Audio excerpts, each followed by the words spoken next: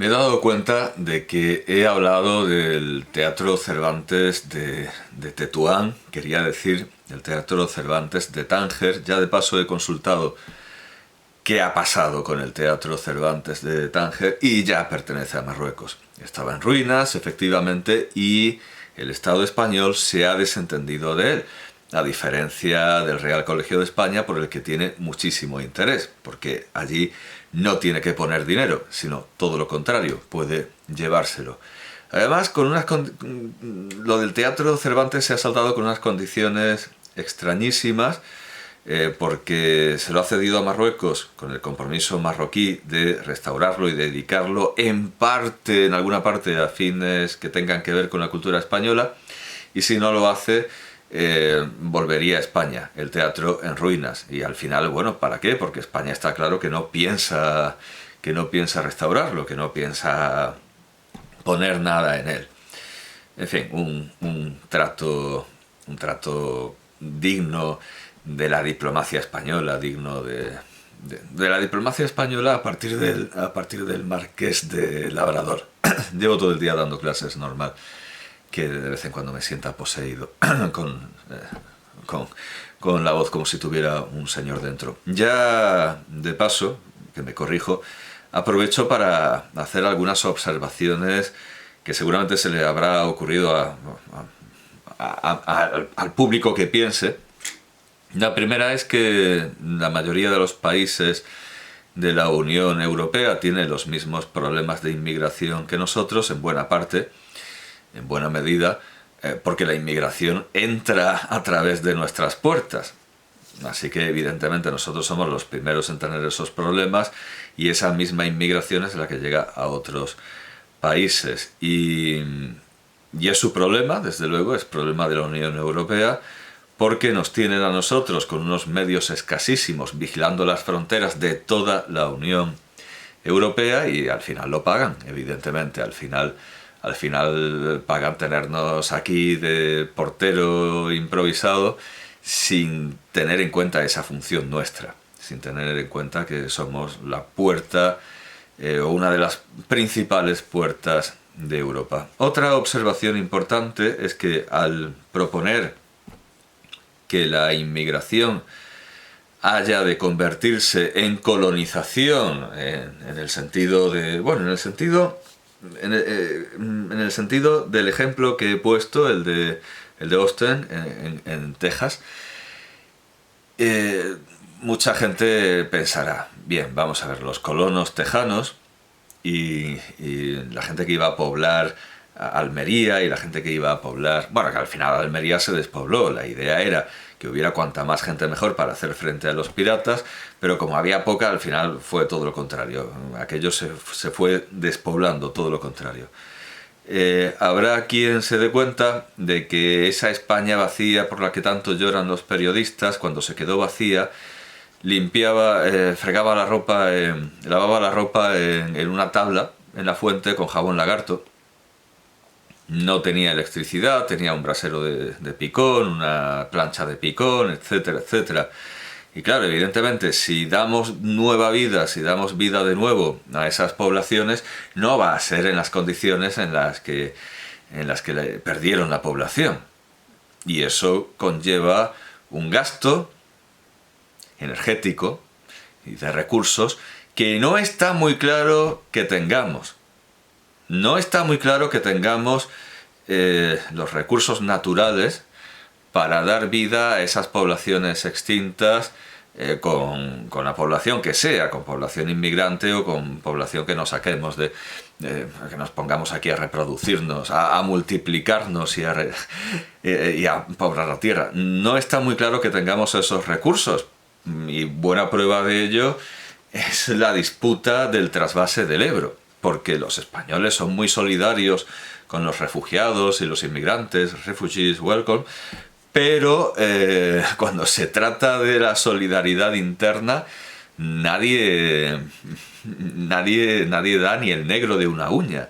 Todo el mundo quiere su agua, todo el mundo quiere su ave, todo el mundo quiere barrer para casa, lo cual es una tendencia completamente natural.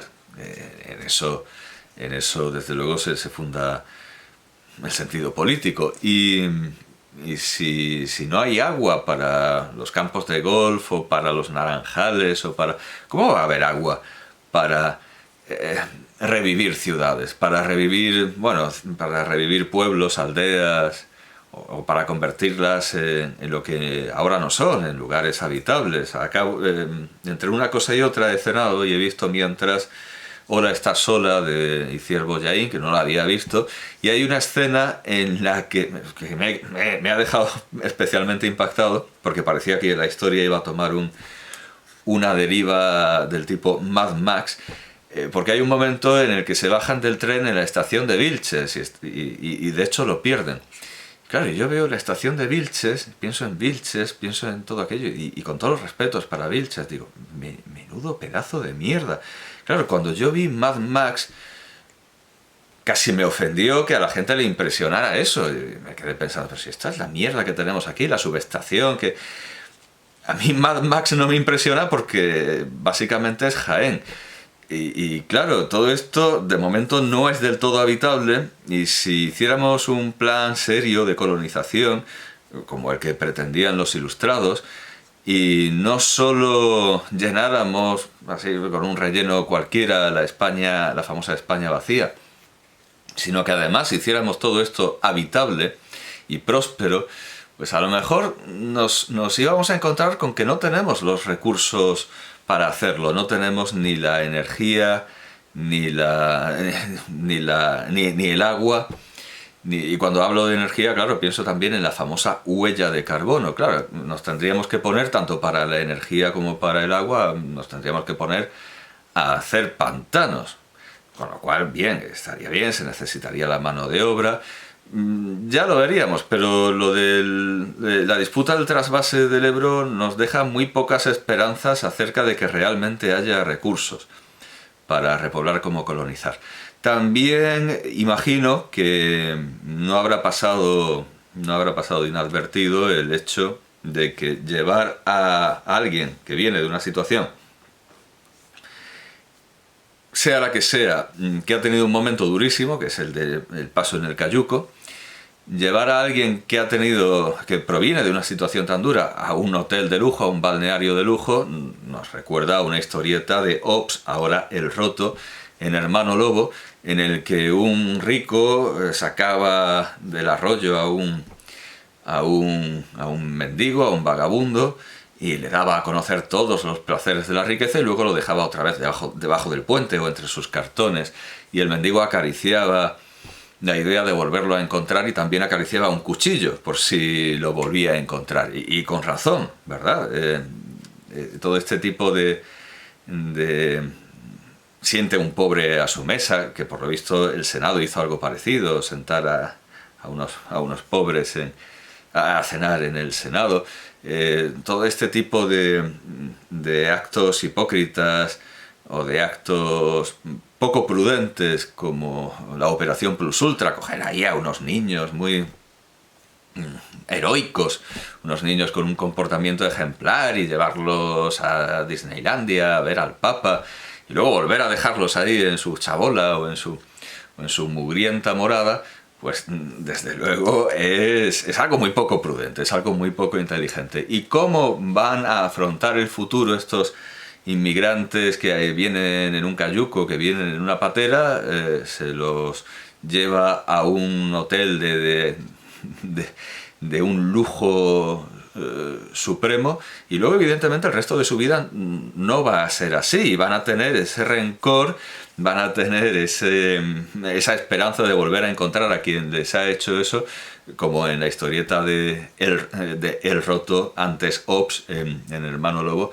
Van a estar acariciando el cuchillo. Es un disparate, es un disparate. No el llevar a una situación de lujo extremo a alguien que lo ha pasado muy mal, sino hacerlo teniendo la certeza absoluta de que luego su vida va a decaer. Su vida a partir de ahí va a ir hacia abajo. Entonces, ¿qué sentido?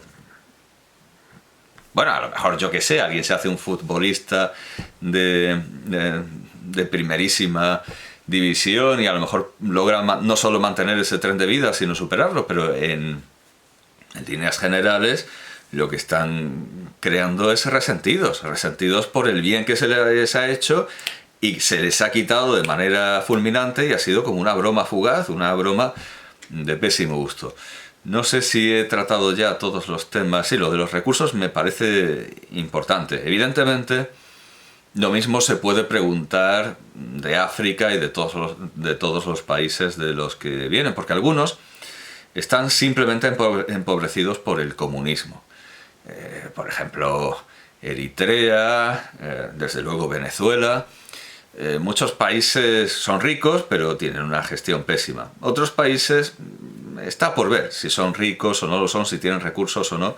Desde luego, yo creo que en cuanto a África, todo el mundo concuerda en que todo el mundo quiere salir de ahí. Todo el mundo quiere salir de ahí.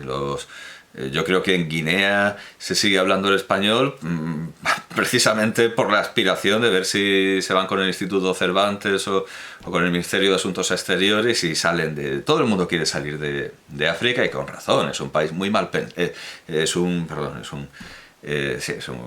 país en el sentido general, ¿verdad? Como el País Vasco. Es que es un continente entero muy mal pensado. Es demasiado grande. Eso ya... Es anti-aristotélico. Aristóteles decía que la ciudad perfecta tenía que ser ni demasiado grande ni demasiado pequeña. O sea, África es un despropósito, es un continente demasiado grande y todos sabemos los problemas que tiene, tanto cuando tiene recursos como cuando no tiene recursos. Y bien, eso nos lleva al problema efectivamente de que si convertimos esto en un paraíso para todos los parias y todos los desposeídos del mundo, estamos contribuyendo con eso a que el resto del mundo sea un infierno, del que todo el mundo lo único que quiere es escapar a un sitio donde, en fin, lo hemos gestionado